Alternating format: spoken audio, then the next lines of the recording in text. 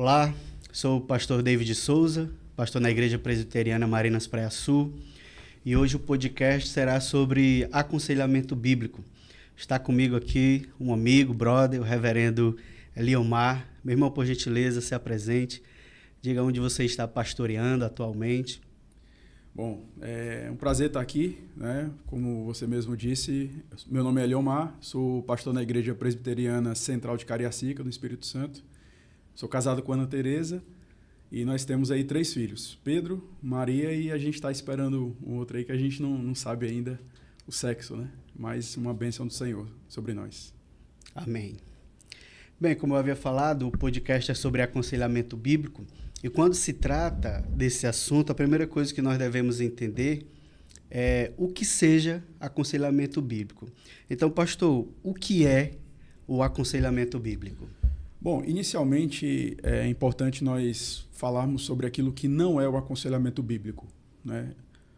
O aconselhamento bíblico deveria ser algo natural à igreja local, mas infelizmente é algo estranho em muitas igrejas. Por isso que é importante inicialmente nós tratarmos sobre o que não é aconselhamento bíblico, no intuito de informar e ao mesmo tempo a gente desmistificar algumas ideias equivocadas.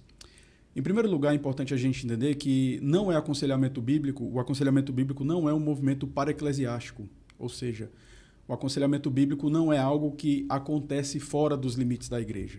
Quando a gente olha, por exemplo, Colossenses capítulo 3, versículo 16, a Escritura vai nos dizer: habite ricamente em vós a palavra de Cristo, instruí-vos e aconselhai-vos mutuamente. Você tem Romanos capítulo 15, versículo 14, você tem 1 Tessalonicenses 5, 14, você tem as orientações paulinas para as mulheres mais velhas orientarem as mais jovens. Então nós percebemos que o aconselhamento bíblico ele acontece na esfera da igreja local e não fora. O aconselhamento bíblico ele também não é um trabalho para experts, né, para profissionais, para uma casta específica. Nós acabamos de ver, por exemplo, que há um imperativo bíblico para que toda a igreja se envolva com um aconselhamento bíblico. O aconselhamento bíblico também não é uma tarefa opcional, né? Algumas pessoas podem chegar a pensar, mas a nossa igreja ela não tem esse DNA, digamos assim, ela não tem esse perfil. Na verdade, Deus instituiu as igrejas locais para que elas se ajudem mutuamente, né? Então, dentro do contexto da igreja local, deve existir essa cultura de auxílio mútuo, pelo simples texto que nós acabamos de mencionar aqui, Colossenses 3,16. Quando eu falo que não é uma tarefa opcional, eu acho que é importante também nós considerarmos o trabalho pastoral, porque todo pastor ele é um conselheiro bíblico. Nós olhamos, por exemplo, o texto de Atos, capítulo 20, versículo 20, e nós vemos o trabalho paulino ele sendo exercido tanto publicamente como de casa em casa. Então, a proclamação da palavra ela tem esse aspecto público, mas tem também esse aspecto privado. Quando nós olhamos o próprio ministério de Cristo, o nosso supremo exemplo, né, de pastor, nós percebemos que Cristo ele anunciava tanto publicamente como de maneira privada as Escrituras. Uma outra coisa que é importante nós falarmos aqui a respeito do que não é o aconselhamento bíblico é que o aconselhamento bíblico não é uma correlação simplista de um texto bíblico ao problema da pessoa. Vou dar um exemplo. Às vezes nós nos deparamos com pessoas dentro da igreja que estão passando por uma situação de ansiedade. Ela está com um problema de ansiedade e aí a gente pensa o seguinte, eu vou aconselhar biblicamente essa pessoa. Eu vou abrir lá em Filipenses 4:6 e a Bíblia diz, não andeis ansiosos de coisa alguma. Então, meu irmão, está aqui, a Bíblia está dizendo que você não deve viver ansioso, então vamos orar nesse momento. Não é isso.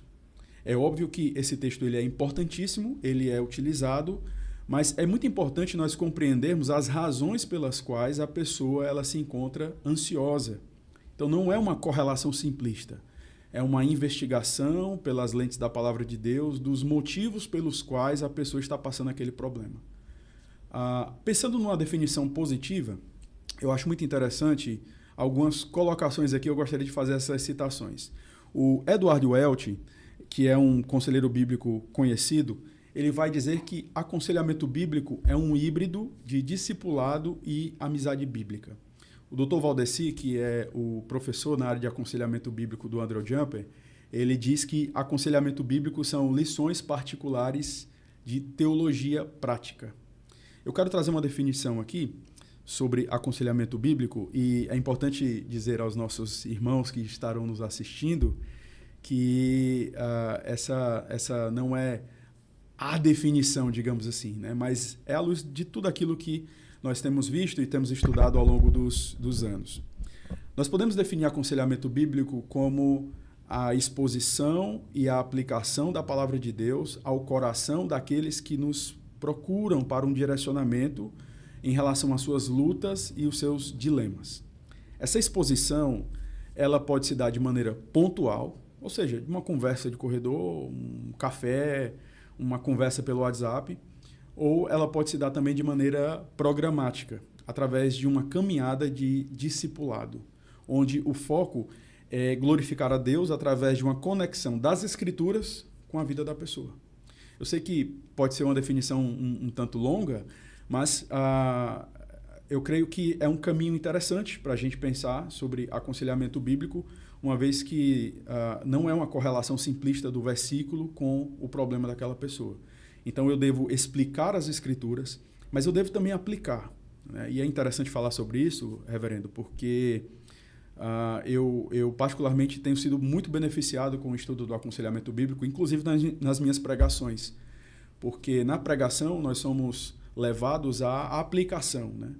E o desafio do aconselhamento bíblico é esse, é você levar o indivíduo ao entendimento sobre o que ele deve fazer com aquele ensino, com aquela doutrina, como ele deve agir, como ele deve pensar, quais as decisões que ele deve tomar. Ok. O pastor falando dessa definição me veio à memória aquilo que Brian Shaper, no livro Pregação Cristocêntrica, sempre coloca, né? É aquela questão do e daí? Qual a relevância, né, da pregação, do discurso para a minha vida prática? Percebe-se, pastor, que a partir da sua definição e ampliação do que seja o aconselhamento bíblico, que o pastor tem uma formação na área, né? Há pouco tempo o pastor concluiu o seu mestrado na área, mas eu gostaria de saber quando foi que o pastor teve contato com o aconselhamento bíblico. Bom, meu primeiro contato com o aconselhamento bíblico foi no seminário, né? Ali por volta de 2009, eu tive um professor chamado Cláudio Henrique, né? Reverendo Cláudio Henrique, que hoje, inclusive, ele é pastor na primeira igreja lá do Recife, e ele nos dava aula de história da igreja. Mas ele tinha acabado de chegar aos Estados Unidos naquela época, e eu não sei se de maneira direta ou indireta, ele teve acesso à escola do Jay Adams, né, que é considerado aí o pai do aconselhamento bíblico moderno, né? Então, foi nesse contexto que eu tive o primeiro contato, né? Que eu conheci Jay Adams, que eu conheci os escritos de Jay Adams, inclusive a minha monografia foi nessa área, né? E posteriormente, como você mesmo falou, eu pude fazer um mestrado na área de teologia pastoral, mas com foco em aconselhamento bíblico. Pastor, como o senhor falou anteriormente, né, o aconselhamento bíblico é algo para toda a igreja, né? E o pastor falou da sua formação acadêmica na área e quando teve contato, né? Como nós, como pastores, poderíamos vencer esse paradigma, digamos assim, de que o aconselhamento bíblico é só pastoral, é algo exclusivo do pastor? Porque quando as pessoas pensam dessa forma, elas desconsideram o papel que elas têm, papel relevante na vida uns dos outros. E como nós poderíamos vencer esses problemas? É interessante nós levarmos a igreja ao entendimento de que Deus colocou a responsabilidade do aconselhamento sobre todos os membros da igreja, né? É óbvio que o pastor ele tem essa prerrogativa, digamos assim, né? Ele tem essa grande responsabilidade. Mas quando você olha para as Escrituras, você percebe que não é uma responsabilidade apenas do pastor. Ela é uma responsabilidade dos membros também da igreja. Para que isso aconteça, para que essa cultura de aconselhamento ela possa, como é que eu posso dizer, acho que imperar, né, no contexto de uma igreja local, é importante que o pastor e a liderança inicialmente esteja comprometida com isso. É importante que a igreja perceba esse comprometimento. É importante que a pregação, por exemplo, ela seja de fato uma pregação expositiva. E por que eu estou falando isso, né? Porque há uma confusão muito grande hoje sobre o que é a pregação expositiva, né? As pessoas tendem a pensar que a pregação expositiva ela é simplesmente a explicação do texto ou trazer detalhes e curiosidades, né, sobre o contexto. Essas coisas elas têm a sua relevância, mas a pregação expositiva ela é também a aplicação. Quando nós olhamos, por exemplo, os nossos pais, né, os puritanos, eles traziam muito essa perspectiva na pregação, a aplicabilidade das Escrituras. Por que isso? Para que eles percebam, para que os nossos membros percebam, as nossas ovelhas, que a Bíblia ela não é um material teórico. A Bíblia não é um material apenas de fé. A Bíblia é um material de prática também. E percebendo isso no púlpito, eu lembro de uma colocação agora do Dr. Martyn Lloyd-Jones, quando eu ouvia muito isso, né, que Lloyd-Jones ele dizia, segundo essa pessoa que citava muito Lloyd-Jones, que o púlpito ele esvazia o gabinete pastoral, né? E aí, lendo Pregação e Pregadores, né, lendo a fonte, o Dr. Martyn Lloyd-Jones ele vai dizer que o púlpito ele muitas vezes serve como um ensejo para que as pessoas procurem um pastor depois da pregação. Porque existe essa necessidade. Existe a necessidade de compreender como aquilo deve ser aplicado. E para que essa cultura ela venha permear a igreja, é preciso que ela comece no púlpito. É preciso que as pessoas vejam na pregação do pastor que há aplicabilidade para aquilo que está sendo dito. Compreendemos. Reverendo, mas há também a confusão do aconselhamento bíblico com as abordagens terapêuticas. O pastor poderia nos dar diretrizes a respeito das diferenças que há entre abordagens terapêuticas e o aconselhamento bíblico? Quando nós falamos sobre abordagens terapêuticas, né, foi muito bem colocado, né, essa sua fala, porque de fato nós estamos falando de perspectivas, de abordagens, de psicologias e não de uma única psicologia, né? A diferença, a grande diferença está na fonte de autoridade, né? Um terapeuta ele fundamenta a sua perspectiva a respeito do homem, a respeito do problema e da solução para o problema do homem numa perspectiva meramente humanista, né? É importante a gente entender isso. Eu não estou aqui negando o fato de que um terapeuta ele tem, de fato, um desejo genuíno de ajudar aquela pessoa. Mas o problema é o pressuposto.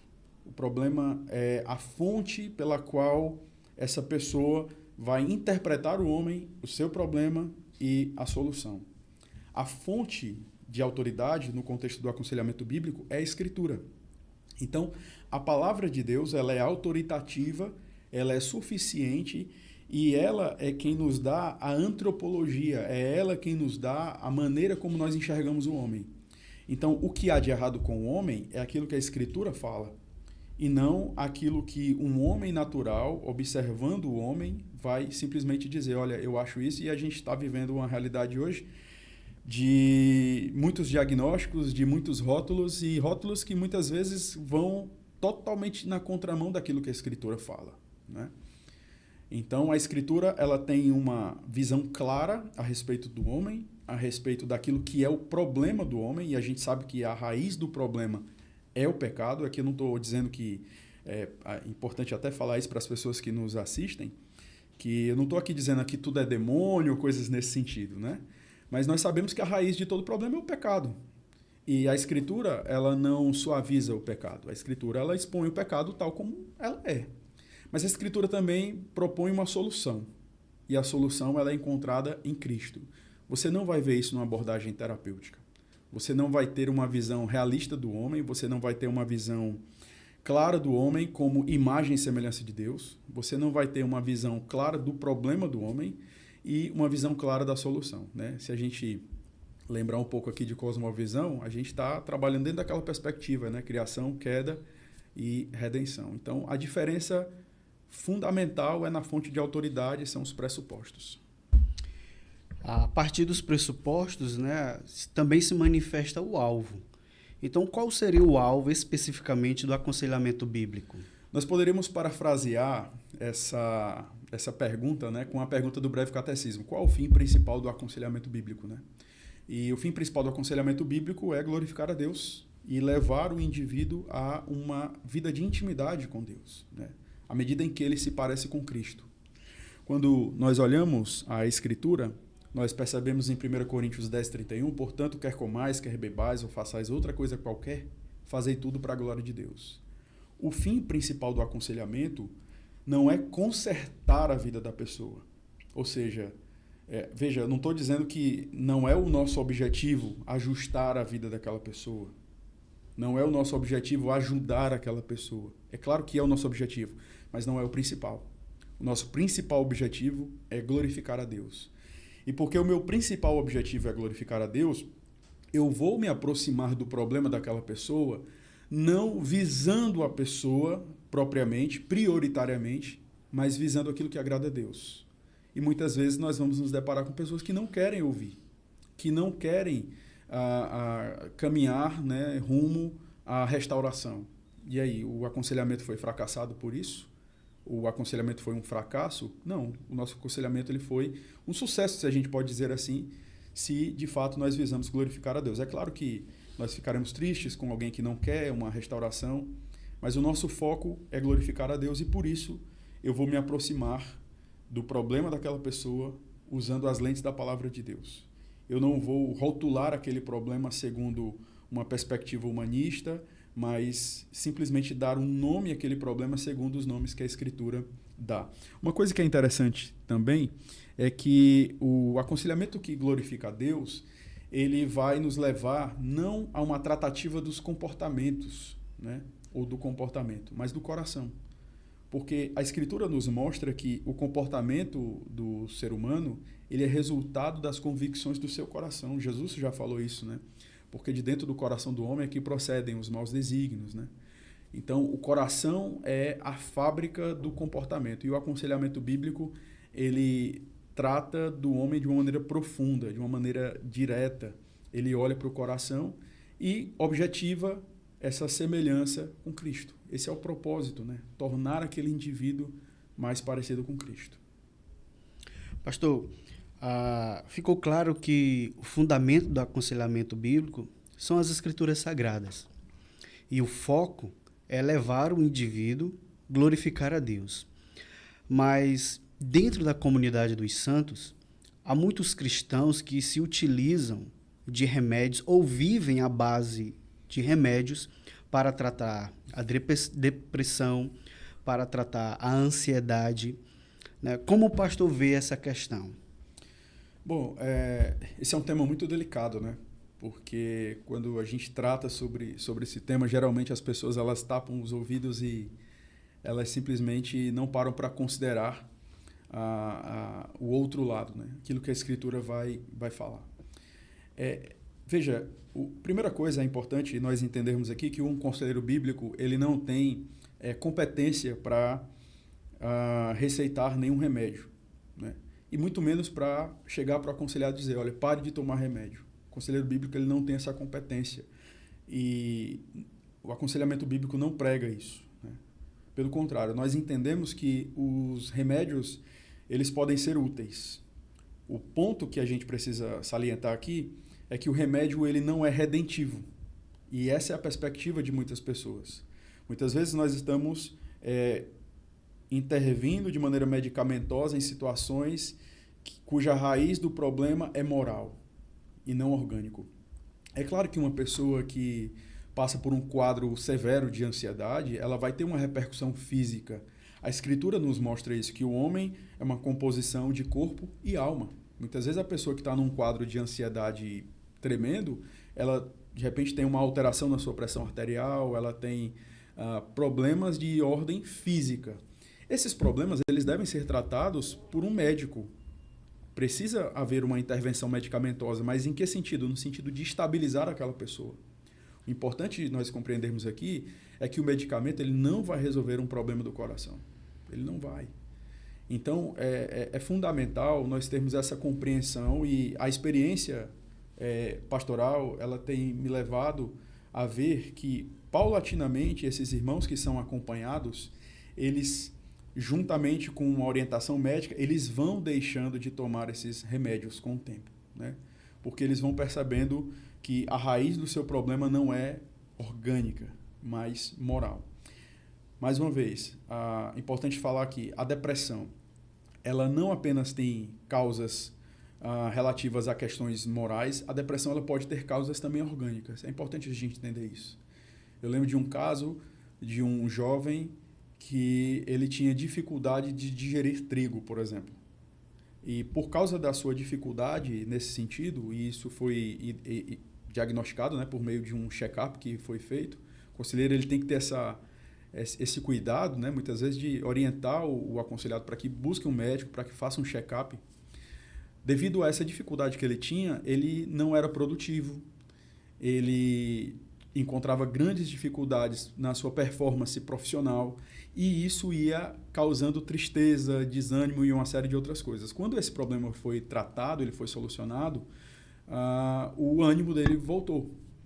Então não há nenhuma dificuldade desse sentido, né? Não era um problema de pecado, mas era um problema relativo ali a uma questão orgânica. Então acho que um médico ele vai tratar disso de uma maneira mais objetiva e não simplesmente por uma observação, né? Às vezes a gente está dizendo que algumas coisas são enfermidades, doenças, quando na verdade a Bíblia fala de pecado. E esse é o problema que a gente encontra hoje. Entendi. Então, reverendo, como lidar biblicamente com uma pessoa que sofre com ansiedade, com depressão? É importante a gente considerar alguns textos para a gente chegar a uma definição aqui. Porque eu acho que se eu trazer essa definição agora pode ser um pouco chocante, né? Apesar de que não deveria ser. Quando nós olhamos, por exemplo, Filipenses 4:6, a palavra de Deus diz: não andeis ansiosos de coisa alguma. Em tudo, porém, sejam conhecidas diante de Deus as vossas petições pela oração e pela súplica com ações de graças. Então nós percebemos aqui um imperativo ordenando que a gente não deve andar ansioso. Quando olhamos as palavras de Jesus, lá em Mateus 6, um texto que é clássico, né, que fala sobre ansiedade, Jesus, em 3 momentos, ele vai proibir a preocupação excessiva, a ansiedade. Ele vai, por exemplo, lá em Mateus 6:25, por isso vos digo, não andeis ansiosos. No versículo 31, ele vai dizer, não vos inquieteis. No versículo 34, ele vai dizer, não vos inquieteis. Então, nós percebemos aqui que a ansiedade ela é pecado, né? O John MacArthur ele chega a dizer que a ansiedade é uma rude desconfiança no cuidado e no amor de Deus. Então, por que é importante essa definição? Porque, tendo um diagnóstico correto, nós temos um caminho correto para lidar com essa questão da ansiedade. Nosso grande problema é que nós ficamos apenas nos efeitos. E a ansiedade ela traz efeitos, ela traz repercussões físicas. Mas o que é ansiedade, biblicamente falando? É uma desconfiança na provisão de Deus. É uma desconfiança na soberania de Deus. Por que a ansiedade ela é pecado? E aí eu quero trazer algumas questões aqui que eu creio que são importantes. Além do fato de que é uma desconfiança no cuidado de Deus, a ansiedade ela reflete uma falta de contentamento na administração de Deus sobre as nossas vidas. E eu sei, quando a gente está passando por uma situação difícil, são coisas que a gente não quer ouvir, né? Nós queremos ouvir aquilo que é dito nos nossos dias. Olha, vai dar certo e tal, fique em paz, não sei o quê. Você não tem nada a ver com isso, você é uma vítima. Mas quando a gente olha para a Escritura, é exatamente esse diagnóstico que nós temos. Sim, há espaço para compaixão, há espaço para acolhimento. Isso aí não estamos negando, apenas estamos tratando aqui inicialmente do diagnóstico. E a Bíblia vai dizer que é uma desconfiança, é uma falta de contentamento e é um esquecimento ou uma negligência das nossas prioridades.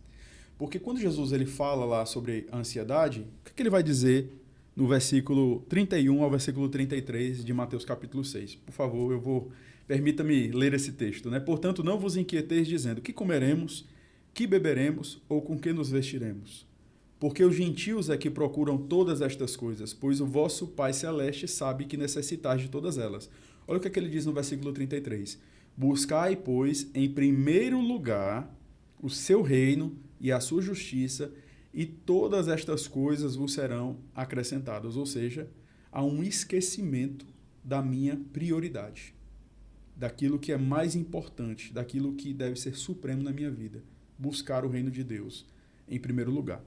Partindo para uma perspectiva prática, né, sobre como nós devemos lutar contra a ansiedade, eu acredito que a gente deveria ter um podcast só para isso, mas de maneira mais objetiva, nós lidamos inicialmente com confissão e arrependimento, porque nós compreendemos aqui que é um esquecimento de Deus, né? Se a gente olhar, por exemplo, o comentário do Catecismo Maior a respeito do primeiro mandamento, ele está proibindo ali a ignorância e o esquecimento, né, do Senhor. Nós percebemos também no comentário a respeito do 10º mandamento, que é a falta de contentamento no nosso Deus. Então, a gente precisa confessar isso diante de Deus e nos arrepender da nossa falta de confiança na administração de Deus sobre as nossas vidas. O segundo passo interessante é uma mudança de padrão de pensamentos. E aí eu entro naquele aspecto que a gente falou inicialmente, né? Por que o indivíduo ele tem a ansiedade como um padrão de vida? Porque é um padrão equivocado de pensamento. E por que eu sei disso? Porque quando Paulo está tratando sobre a ansiedade em Filipenses capítulo 4, versículo 6, nós não podemos desconsiderar o versículo 8. Olha o que Paulo vai dizer. Paulo vai dizer o seguinte em Filipenses, deixa eu abrir aqui, Filipenses capítulo 4, versículo 6, especialmente o versículo 8. Ele vai dizer o seguinte: finalmente, irmãos, tudo que é verdadeiro, tudo que é respeitável, tudo que é justo, tudo que é puro, tudo que é amável, tudo que é de boa fama, se alguma virtude há e se algum louvor existe, seja isso o que ocupe o vosso pensamento. Então, a ansiedade é a absorção de um padrão de pensamento. Então, o conselheiro precisa caminhar com o irmão para que a maneira como ele vê Deus, a maneira como ele se enxerga e a maneira como ele enxerga a sua circunstância seja uma maneira biblicamente orientada. Isso vai demandar tempo. Não é numa conversa pontual, mas é numa caminhada de discipulado, certo? Um outro caminho, uma outra orientação sobre como nós devemos lidar com a ansiedade é nós aprendermos a pregar o evangelho para nós mesmos. E alguém pode dizer, mas pastor, isso é coisa de louco, né? Como é que o cara vai falar consigo mesmo? Que história é essa e tal? Quando nós olhamos o Salmo 42, versículo 5, o salmista ele está falando com a sua própria alma. Por que estás abatido, ó minha alma? Por que te perturbas dentro de mim? Espere em Deus, pois ainda o louvarei. Então, nós precisamos aprender a pregar o evangelho para o nosso próprio coração, nos lembrando de verdades fundamentais, nos lembrando que o Senhor ele está no controle, que o Senhor está no trono. Nós precisamos crescer no nosso conhecimento a respeito de Deus. E aí vem a importância, né, das nossas reuniões de doutrina, das nossas reuniões de escola dominical, né, os nossos encontros de escola dominical, onde nós aprendemos a pregação da palavra de Deus, onde nós aprendemos sobre o nosso Deus. A oração é uma outra ferramenta e buscar contentamento no Senhor. Isso é um processo, né? Isso não é algo que acontece da noite para o dia. Isso é relativo, em termos de tempo, com cada pessoa. Eu já tive casos de aconselhamento que eu tive que passar meses acompanhando uma pessoa e outras que eu já tive ali uma caminhada de 4 encontros com essa pessoa. E a pessoa, então, biblicamente, o Espírito Santo de Deus trabalhando no coração dela, ela pôde perceber a direção equivocada que ela estava tomando e caminhar numa direção correta, com mais maturidade, com mais entendimento sobre aquilo que a Escritura estava orientando ela. Na medida que o pastor foi falando sobre como lidar com a ansiedade biblicamente, pode vir à nossa memória, por exemplo, aquela questão de Elias. Geralmente muitas pessoas usam aquele episódio, Elias na caverna, para dizer que ali foi uma depressão profunda. E a forma que Elias se sobressaiu àquela circunstância foi ouvindo a voz de Deus, quando o Senhor disse para ele, Elias, sai da caverna. E a partir daquela provisão, ele percorreu um grande caminho. Então, a partir dessa ideia, pastor, nós poderíamos aplicar aquela circunstância, aquele episódio especificamente, Elias ouvindo a voz do Senhor, a alguns tipos de depressão, digamos assim, tristezas profundas? Não, sem sombra de dúvidas, a palavra de Deus, né? E eu falo aqui da palavra de Deus porque a palavra de Deus é a voz do Senhor sobre a nossa vida. A igreja, ela infelizmente, ela olha com desconfiança para as Escrituras. James Montgomery Boyce, ele um autor presbiteriano do passado, ele falava que o problema da igreja não é com a autoridade, mas com a suficiência das Escrituras. A palavra de Deus nos diz no Salmo 19, versículo 7, que a lei do Senhor é perfeita e restaura a alma. Então, a palavra de Deus, ela será necessária em todos os momentos. O que é importante a gente falar, quando a gente entra numa situação aqui para falar sobre depressão, é que pode existir em alguns quadros de depressão a necessidade de uma intervenção medicamentosa e isso vai ser orientado segundo um psiquiatra ou algo nesse sentido. Contudo, mesmo ali com a intervenção de medicamentos, é necessário um acompanhamento bíblico, uma orientação. O princípio é esse, está claro, né? É necessário ouvir a voz de Deus. É necessário nós termos uma direção do Senhor e não simplesmente atribuir ao remédio, ao medicamento, a solução do meu problema. A palavra de Deus mesmo nos fala que ela é lâmpada para os nossos pés, ela é luz para o nosso caminho. Então a gente pode olhar para essa situação de Elias e sim, entender que esse princípio ele deve reger as nossas vidas. É ouvindo a voz do Senhor, ouvindo a sua orientação e é importante a gente entender isso, ouvindo pelas Escrituras, pela palavra de Deus e não de uma maneira subjetiva como a gente ouve muito por aí, né? Dos nossos dias as pessoas falam muito, né? Deus falou comigo dessa maneira. Não, Deus fala conosco pela palavra, pelas Escrituras. Então, como o pastor colocou, a igreja olha com desconfiança para a suficiência da Escritura. E essa questão de ansiedade, depressão, ou seja, problemas de todo tipo, não cai somente sobre os cristãos, sobre aqueles que não professam a fé também. Então, como um cristão poderia abordar o descrente que está sofrendo com ansiedade e depressão? É muito importante, reverendo, nós nos lembrarmos que uma coisa óbvia, né? Um não crente, ele não é habitado pelo Espírito Santo de Deus. O que torna o aconselhamento bíblico algo concreto, palpável, realista na vida daquele que é aconselhado, é a presença do Espírito Santo de Deus, porque é Ele quem vai nos auxiliar no cumprimento dos nossos deveres diante de Deus. Partindo dessa ideia básica, fundamental, não tem como você aconselhar biblicamente alguém que não é habitado pelo Espírito. E alguém, de repente, pode me ouvir nesse momento e falar: nossa, mas que absurdo, o pastor está dizendo que nós devemos desprezar aqueles que nos procuram. Eu não estou falando isso. Eu estou falando que nós precisamos ter uma visão real, bíblica, daquele que nos procura. A palavra de Deus nos diz lá em 1 Coríntios 2,14, que o homem natural não aceita as coisas do Espírito de Deus porque eles são loucura e não pode entendê-las porque elas se discernem espiritualmente. Não sou eu. Somos nós, é a palavra de Deus que está tratando isso. Então, qual deve ser a minha abordagem em relação a alguém que não teme o Senhor, que não tem o Espírito Santo de Deus? Eu não vou negar o problema dela, eu não vou ser indiferente às dificuldades que ela está passando, mas eu vou objetivar na conversa com ela, apresentar Cristo. Porque é a partir daí que as coisas vão passar a fazer sentido para ela. Então os problemas dela serão, digamos assim, vielas, né, pelas quais eu vou anunciar Cristo para ela. Mas eu não posso esperar que ela simplesmente abrace algumas verdades bíblicas, que ela pratique algumas orientações bíblicas se ela não tem o Espírito Santo de Deus. E esse é um dos grandes problemas. Eu sei, muitos crentes têm um entendimento, ou melhor, uma iniciativa genuína de querer ajudar, mas é preciso entender que um ímpio nós precisamos evangelizar, um descrente nós precisamos evangelizar, para que então as coisas passem a fazer sentido para ela. Pastor, quando Jesus, diante das pessoas, disse: olha, vinde a mim, todos vós que estáis cansados, sobrecarregados, eu vos aliviarei. Em Cristo há descanso para a alma. A questão, quando se trata do aconselhamento bíblico e a abordagem com aqueles que não professam a fé genuína, é que muitos cristãos, a partir dessa ideia, tentam camuflar Cristo, ou mesmo negá-lo. Querem aconselhar biblicamente, sem, contudo, pressupor a centralidade da pessoa de Cristo.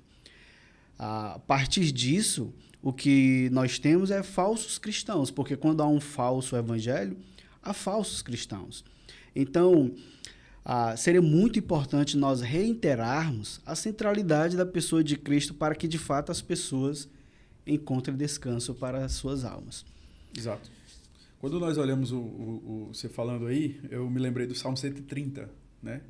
Quando o salmista ele fala que das profundezas ele clama ao Senhor e tal. E aí quando você olha o contexto do Salmo 130, você percebe que o problema fundamental do salmista era o seu pecado diante de Deus. Era o seu pecado. Se o problema é o pecado, se o diagnóstico é esse, é o diagnóstico que a Escritura dá, isso nos dá esperança. Se eu digo que, não, fique tranquilo, você está doente e tal, e eu tirei a esperança daquela pessoa. Então, apresentar Cristo para um descrente, falar do real problema que aquela pessoa está passando, que é um problema muito mais profundo, muito mais radical e que precisa de uma solução, e graças a Deus essa solução ela foi providenciada em Cristo, isso traz esperança para o indivíduo. Então é importante ter uma abordagem evangelística, entendendo que o problema fundamental não é aquele simplesmente que ele está falando ali, mas algo que está levando o indivíduo a passar por aquele problema. A depressão ela é um efeito, ela não é a causa, mas ela é o efeito de um problema muito mais profundo. E Cristo veio para solucionar exatamente esse problema. Então nós precisamos. Se precisamos ter a centralidade de Cristo no aconselhamento com um crente, do que dirá com um descrente. Nós precisamos levar o descrente aos pés de Cristo, onde ele terá resposta para todos os seus problemas. Quando o pastor estava falando a respeito de medicamentos e aconselhamentos bíblicos, nós percebemos nos salmos, principalmente nos salmos de contrição, que há a ideia de que o pecado afetava não somente a alma, mas também o corpo físico. Então seria possível, a partir disso, seria possível para aquele que está aconselhando biblicamente, seria possível ele dizer que, olha, os efeitos que você tem fisicamente, esses efeitos negativos, também se dá por conta de pecados não confessados. Sim, eu acho que isso é possível, mas é preciso ter muito cuidado com essas questões, né? Para que a gente não fale de maneira precipitada, né? Às vezes a pessoa tem um problema antigo e ela está passando uma situação específica de amargura ou de falta de perdão ou algo nesse sentido, né? Ou a própria ansiedade, e a gente, de maneira já objetiva, precipitada, a gente já diz, olha, isso aqui é pecado, a gente tem que ter cuidado com isso. Mas é claro que, sim, o pecado ele traz repercussões físicas, né? Você falando isso aí, o Salmo 38, o versículo 3 ao versículo 5, fala exatamente sobre isso, né? Não há parte sã na minha carne por causa da tua indignação, não há saúde nos meus ossos por causa do meu pecado. Então, ele vai, versículo 3, né? Ele vai falar exatamente sobre essa repercussão de um problema do coração que afeta o seu físico. Mais uma vez, se há um problema físico, esse problema precisa ser estabilizado. Por exemplo, você tem uma pessoa que está sem dormir há dias porque ela está num quadro severo de ansiedade. E aí? Não tem como aconselhar uma pessoa dessa maneira, né? A pessoa não vai prestar atenção no que no que você está falando. Então, o que é que você faz? Você orienta essa pessoa a procurar um médico, para que o médico possa receitar algo para ela, para que ela consiga dormir, para que depois de estabilizada você possa aconselhar. Eu já tive situações de aconselhar pessoas dopadas de remédio, assim, que eu sabia que eu só ia ter a atenção daquela pessoa uns 10, 15 minutos no máximo. Depois eu não ia ter mais a atenção daquela pessoa. Então, é de fato uma situação complexa, aquilo que a gente vive hoje, e a minha grande dificuldade é que a igreja ela tem corrido de maneira indiscriminada para os remédios sem considerar as orientações bíblicas, porque as orientações bíblicas elas muitas vezes vão exigir de nós humilhação, confissão, arrependimento, e nós nos deparamos, infelizmente, com pessoas que não querem isso. Então, pastor, na medida que a igreja cresce, os problemas também aumentam. E dado o imediatismo da nossa sociedade, algumas pessoas acumulam seus corações do secular, né, do imediato. Com isso, elas ficam bastante sobrecarregadas.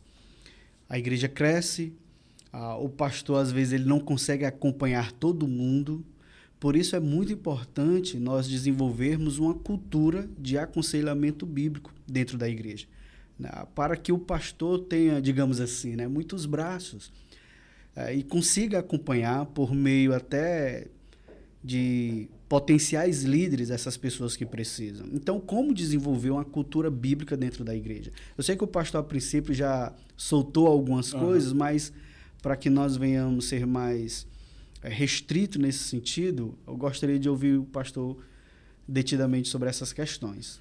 Tá, vamos falar aqui do nosso contexto, né? Nós, enquanto presbiterianos, né? Esse deve ser um envolvimento não apenas do pastor, e aí pensando aqui especificamente, nós sabemos que o pastor é um presbítero docente, né? Que ele trabalha junto a um colegiado de presbíteros, mas de maneira específica e clara, para que as pessoas tenham noção clara do que a gente está falando, não deve ser um envolvimento apenas do pastor, deve ser também dos presbíteros. O presbítero ele tem que ter esse entendimento de que ele foi chamado para aconselhar, ele foi chamado para orientar, ele foi chamado para pastorear o rebanho de Deus, auxiliando o pastor, o presbítero docente. Isso acontecendo, essa iniciativa, ela partindo tanto do pastor quanto dos presbíteros, isso deve então irradiar sobre os diáconos. E aqui eu não estou falando de uma escala, de uma hierarquia, não. Eu entendo que os diáconos são ministros de misericórdia, assim como os presbíteros são os ministros ali da palavra. Mas os diáconos, eles lidam com pessoas que sofrem. A Bíblia nos orienta que os diáconos eles devem atender aqueles que estão passando por necessidades. E nesse atendimento, eles vão orientar biblicamente essas pessoas, não vão só dar uma cesta básica, eles vão orientar, eles vão aconselhar. Porque isso faz parte da conjuntura humana, ser aconselhado, né? Deus nos projetou estruturalmente para vivermos debaixo de conselho. Então, isso acontecendo na liderança, presbíteros, diáconos, isso então passa a ser muito mais fácil a ser vivenciado pela igreja. A igreja passa a absorver algo que ela experimenta, partindo da sua liderança. E aí, mais uma vez, a gente não pode aqui deixar de mencionar que uma cultura de aconselhamento numa igreja local, ela começa no púlpito. E é muito comum, né, nós nos depararmos com irmãos que eles ouvem a pregação em muitas igrejas, eles até ficam encantados com a doutrina, mas eles não sabem o que fazer com aquilo, né? O que é que eu faço com isso? Qual a aplicabilidade disso para a minha vida? Então, ali, os irmãos começam a perceber que a Bíblia ela é uma ponte que nos conecta a uma conduta, a uma praticidade. Outras questões que são importantes é o uso de plataformas virtuais, né? Como, por exemplo, isso aqui que a gente está fazendo. Isso aqui fomenta o aconselhamento bíblico. Isso aqui anuncia o aconselhamento bíblico, algo que é normal para nós, mas que é algo novo para muitas pessoas. Uma outra questão, a realização de seminários é interessante. A igreja, ela ter essa preocupação. Esses dias, conversando com um pastor muito amigo, ele falou que, prioritariamente, ele tem enfatizado essa questão do aconselhamento bíblico na escola dominical. Eu não estou dizendo que a gente tem que falar de aconselhamento bíblico o tempo todo, mas em todas as coisas que nós falamos, todas as doutrinas que nós expomos, nós levamos as pessoas ao entendimento de que aquilo tem relevância na vida delas. Isso já é aconselhamento bíblico, né? Claro que às vezes a gente tem que falar de maneira direta. Gente, a Bíblia é suficiente, nós vamos tratar aqui sobre diagnóstico segundo as Escrituras, o que é que a Bíblia fala. E, por último, enfatizando aquilo que eu falei no início, comprometimento da liderança. Se a liderança não estiver comprometida, se for um trabalho meramente do pastor, vai ficar difícil você implantar uma conduta, uma cultura de aconselhamento, quando, na verdade, a cultura que impera hoje a gente foge dos problemas e a gente diz, olha, procure um profissional, um psicólogo, e a gente deixa de lidar biblicamente com o problema dos nossos irmãos. Desenvolver, né, a cultura do aconselhamento bíblico dentro da igreja é imprescindível para que a igreja seja uma igreja saudável. Só que a realidade que nós estamos presenciando, como o pastor acabou de colocar, né, fica difícil quando somente o pastor está lutando para que haja isso. a nossa Constituição, os nossos símbolos de fé, a Escritura Sagrada sempre está trazendo orientações, quando nós estamos discutindo sobre isso, a respeito das qualificações do pastor, do presbítero. Por exemplo, quando um pastor está sozinho nesse campo de luta, embora haja uma gama de orientações para que o presbítero seja assíduo, se envolva, seja prudente, repreensível, embora nós tenhamos tudo isso, muitas vezes a nossa realidade é do pastor sozinho, embora ele esteja ali procurando, né, desenvolver uma cultura de aconselhamento bíblico. Então, tendo isso em vista, essa realidade negativa, essas questões positivas, né, nós estamos cercados por vários campos de orientações. Então, quais seriam as qualificações da pessoa que exerce o aconselhamento bíblico? Tá, essa pergunta é muito importante, porque, embora nós entendamos que o aconselhamento tem que ser a cultura da igreja, nós sabemos que nem todas as pessoas estão maduras para aconselhar, né? Nem todas as pessoas estão aptas, porque a Bíblia fala de qualificações. Paulo, ele escrevendo aos Romanos, no capítulo 15, no versículo 14, Paulo diz: "E certo estou, meus irmãos, sim, eu mesmo, a vosso respeito, de que estáis possuídos de bondade, cheios de todo conhecimento, aptos para vos admoestardes uns aos outros."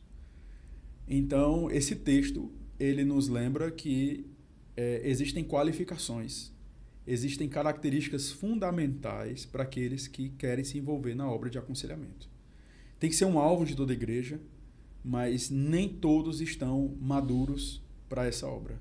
A gente precisa ter cuidado com isso. Com isso, eu não estou falando aqui de uma casta especial. Eu estou apenas dizendo que, como alvo de toda a igreja deve buscar maturidade. E aí nós percebemos aqui, por exemplo, que um conselheiro é alguém bondoso, né? É alguém que quer o bem daquela pessoa. Não tem como você aconselhar aquela pessoa, alguém, né, se você não é cheio de bondade, se você não visa o bem daquela pessoa. Porque não é uma simples conversa como um fim em si mesmo. Não, eu quero o bem daquela pessoa. Eu vou acolher essa pessoa. Eu quero que, de fato, ela esteja bem diante dos problemas que ela tem enfrentado. Uma outra questão que esse texto nos mostra é alguém cheio de todo conhecimento.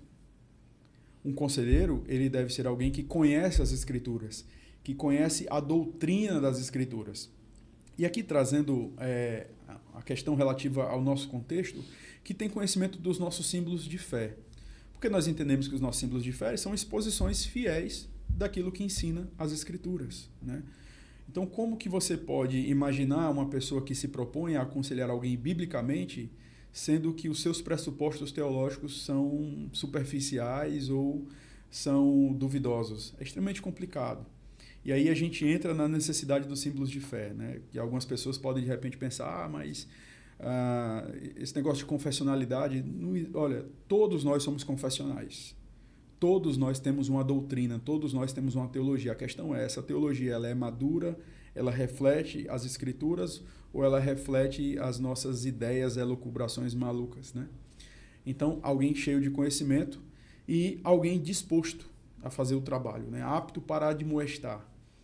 O aconselhamento ele vai se dar muitas vezes num campo difícil, de confrontação, mas muitas vezes num campo simples. Eu costumo dizer lá na igreja que a necessidade do aconselhamento não é só para pessoas que estão passando por crises. Às vezes é uma pessoa que está com uma dúvida sobre uma decisão, sobre uma doutrina. Isso, o aconselhamento bíblico, ele aborda essa questão. Uma outra característica importante e óbvia é que o conselheiro bíblico ele deve ser alguém envolvido com a igreja local. E não aquela pessoa que visita em alguns dias especiais, né? Mas alguém que é envolvido, alguém que é comprometido, alguém que está debaixo de uma liderança. E, por último, eu gostaria de trazer aqui uma colocação do Dr. Václav, que o conselheiro bíblico ele é um hábil intérprete das Escrituras, mas também um hábil intérprete de pessoas. É necessário você não apenas conhecer as Escrituras, mas você pedir a Deus graça para que você possa entender aquilo que está sendo dito. E muitas vezes nós pecamos no contexto do aconselhamento porque nós estamos muito mais preocupados em falar do que em ouvir, né? é muito importante a gente ter essa atitude inicial de ouvir e anotar. Muitas vezes você não vai ter muitas coisas para dizer naquele momento, porque é confuso até para quem está falando, imagina para quem está ouvindo. Então, às vezes, você vai gastar uma sessão inteira de aconselhamento apenas fazendo perguntas. E você deve fazer muitas perguntas mesmo, porque o seu intuito é entender o coração daquela pessoa. Isso não é fácil. Entender essas entrelinhas, a gente precisa da graça de Deus. O Paul Tripp, ele escreve o seu livro Instrumentos na Mão do Redentor, e ele fala que, em muitos momentos, ele se vê perdido, né? Porque são tantas coisas, são tantas colocações ali, e ele então precisa pegar aquelas anotações que ele faz, identificar padrões de pensamento, padrões de comportamento ali e tratar dessas questões à luz das Escrituras.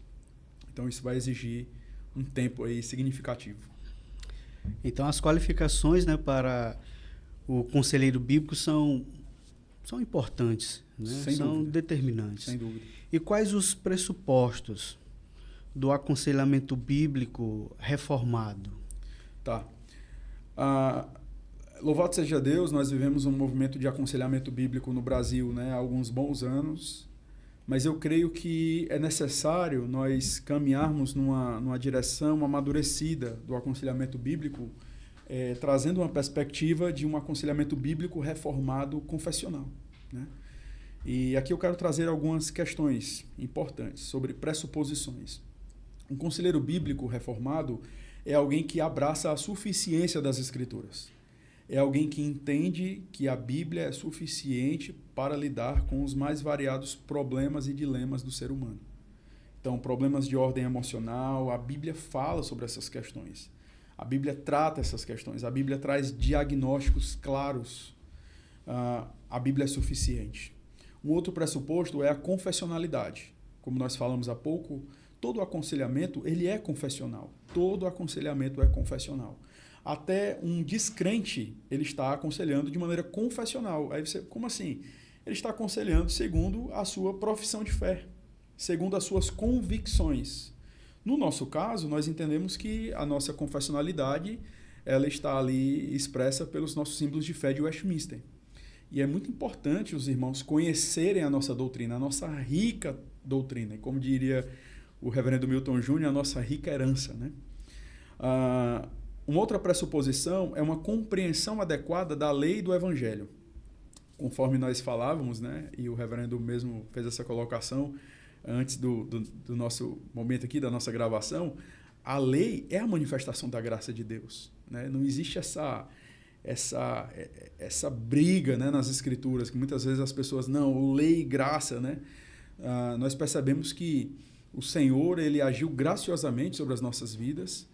E eu gosto muito de uma frase de um autor, não concordo com muitas coisas que ele fala, mas nessa frase ele foi assim muito, muito preciso. Ele diz que o Evangelho nos liberta da lei para a lei. Então, a lei e a graça caminham juntas, né? Então, essa compreensão ela é importantíssima. Uma outra questão é uma teologia bíblica pactual, né? Uma visão pactual das Escrituras, onde nós percebemos que essa macro-história de redenção é que deve interpretar os nossos problemas, né? Entender que nós temos um mediador em Cristo, entender que a batalha contra o pecado já foi vencida, que nós estamos aguardando o retorno do nosso Rei, ele prometeu isso para nós, entender que por conta desse pacto firmado desde toda a eternidade, nós somos abençoados, e não apenas nós, mas a nossa descendência. Abraçar a doutrina da soberania de Deus, é um pressuposto fundamental para um conselheiro bíblico reformado, né? Deus é soberano, nada acontece por acaso. E aí a gente tem especificamente a doutrina da providência de Deus, né? Que fala sobre o governo de Deus e fala sobre um Deus que preserva todas as coisas para que a sua vontade, para que os seus decretos aconteçam. Isso faz total diferença. Quando muitas vezes nos deparamos com pessoas que estão sofrendo por situações adversas, e elas compreenderem ali que o Senhor está no controle. Todas as coisas cooperam para o bem daqueles que amam a Deus. E, por último, eu poderia ressaltar aqui uma antropologia reformada, né? O que é que há de errado com o homem? Aquilo que a Escritura fala. Qual a solução para o seu problema? o que a Escritura aponta. O homem é aquilo que a Escritura diz e não aquilo que os teóricos comportamentalistas eles falam. Na verdade, quanto mais esse campo ele avança e adentra a igreja, mais prejuízos nós temos, né?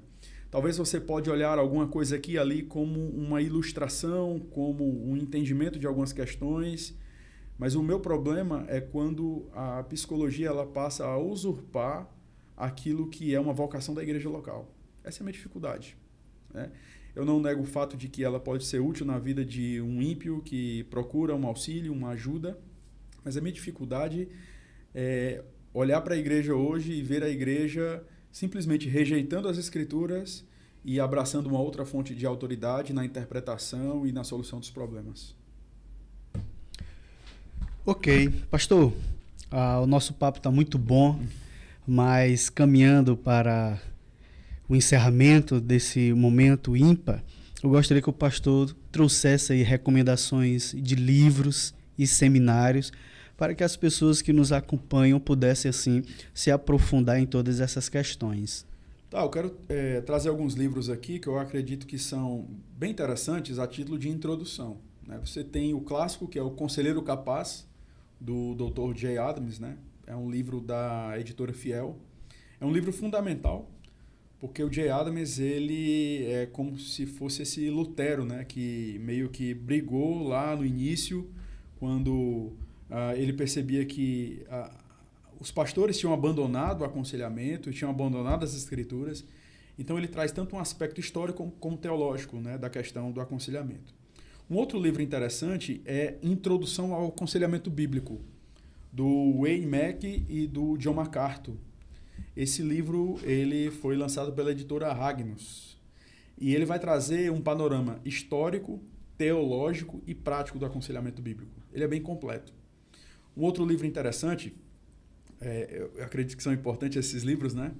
É Instrumentos na Mão do Redentor, do Paul Tripp. Ele foi lançado pela editora Nutra. E o que é interessante nesse livro? É que ele trata de uma maneira teológica e prática do aconselhamento, dando orientações sobre o que fazer, por exemplo, nas sessões. Quais os focos, quais as perguntas, quais as considerações, como organizar os temas num contexto de aconselhamento. E, por último, eu gostaria de indicar Pressuposições do Aconselhamento Bíblico, de Lu Priolo. Esse livro, inclusive, ele é um excelente livro para você usar, por exemplo, numa escola dominical, porque ele, de maneira objetiva, sistemática, muito legal, ele traz uma excelente introdução sobre o aconselhamento bíblico. Em termos de seminário, é interessante nós considerarmos aí a ABCB, né? A Associação Brasileira de Conselheiros Bíblicos. Eles vão iniciar um seminário agora na segunda-feira, e você pode fazer inclusive online esse seminário. Então é um seminário muito bom, Palavra da Vida. Eles têm trazido seminários todos os anos na área de aconselhamento bíblico, e mais uma vez aí eu aproveito a oportunidade para falar da necessidade de fazermos eventos de aconselhamento bíblico com uma cara confessional reformada. É uma lacuna que nós temos e é muito importante nós trazermos isso aí. Fica o desafio para nós aí, a gente pensar em algo aí nesse sentido. Ok. E para aqueles que já têm alguma formação, tem os nossos seminários, né, que sempre estão oferecendo aí pós-graduações na área. O Andrew Jump oferecendo também uma boa capacitação nessa área. O próprio pastor, né, é cria do Jump, né, no seu mestrado. Então, você que nos acompanha, compartilhe, faça com que esse conteúdo chegue nas mãos de pastores, presbíteros, diáconos, pessoas que irão estar podendo servir a igreja do nosso Senhor com mais propriedade e prudência nessa área. Meu irmão, quero agradecer, né, a sua atenção, né, o seu serviço, rogando ao Senhor para que o Senhor o abençoe, o preserve, o capacite ainda mais, e que o Senhor abençoe poderosamente a sua família, como tem abençoado. Então, queria aproveitar esse breve momento aí de saudação e encerramento, para que o pastor também meça aí as suas considerações finais junto ao público. Bom, quero agradecer o convite, né, a confiança, e rogar ao Senhor. Eu orei por esse momento, né, para que essa oportunidade ela seja um veículo para esclarecer, para trazer esse desejo no coração das nossas igrejas para que estudem mais sobre aconselhamento bíblico, para que busquem viver essa realidade e, consequentemente, isso certamente vai abençoar a vida das nossas igrejas. Que Deus continue também abençoando sua vida, sua família, seu ministério e a Igreja Presbiteriana Marinas Praia Sul. Amém. Abraço e até a próxima, se Deus permitir.